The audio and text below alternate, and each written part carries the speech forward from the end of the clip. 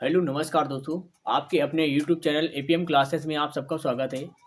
दोस्तों आज की क्लास में हम लोग पढ़ने वाले हैं विद्युत धारा की परिभाषा और उसका मात्रक क्या होता है। तो चलिए हम लोग पढ़ते हैं क्या होती है विद्युत धारा और उसका मात्रक। दोस्तों जो आवेश प्रवाह की दर होती है उसे ही विद्युत धारा कहा जाता है। यहाँ पर एक शब्द आ रहा है प्रवाह, हमें इसी को समझना है कि इसका क्या काम होता है। अगर ये समझ में नहीं आएगा तो आपको ये डेफिनेशन रटनी पड़ेगी और समझ में नहीं आएगी इस प्रवाह शब्द का मतलब होता क्या है वास्तव में। तो प्रवाह का मतलब होता है गति करना, बहना।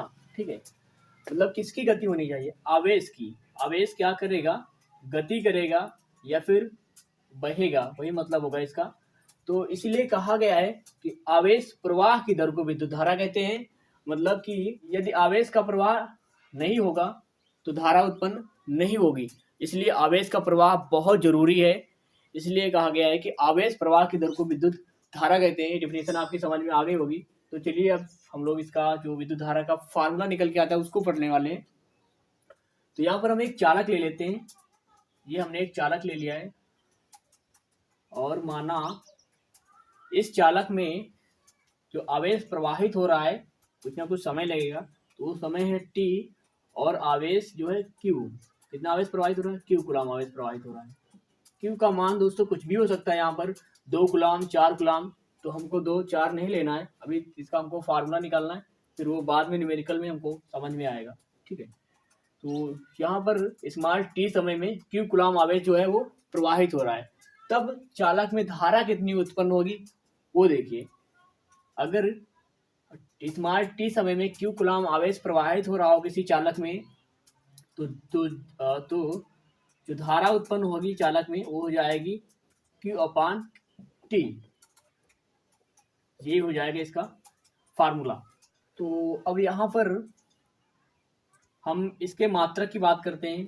तो इसका जो मात्रक होता है, एक तो इसका मात्रक होता है एम्पियर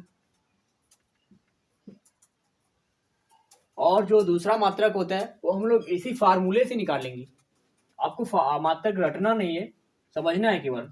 यहाँ पर देखिए हमको आई मतलब धारा का जो मात्रक निकालना है, उसके लिए इन दोनों के मात्रक यहीं पर हमको रख देने।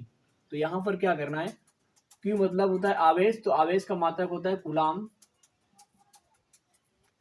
और नीचे T मतलब समय, समय का मात्रक सेकेंड रख देंगे यहाँ पर।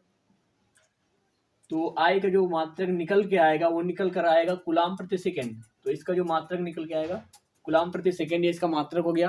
तो आपको यहाँ पर केवल और केवल फार्मूला याद करना है और डिफिनीशन को समझना है, बस मात्रक रटना नहीं है। तो दोस्तों ये डिफिनीशन और इसका मात्रक कैसे निकालते हैं आपको समझ में आ गया होगा। तो धन्यवाद, मिलते हैं अपने नेक्स्ट वीडियो में।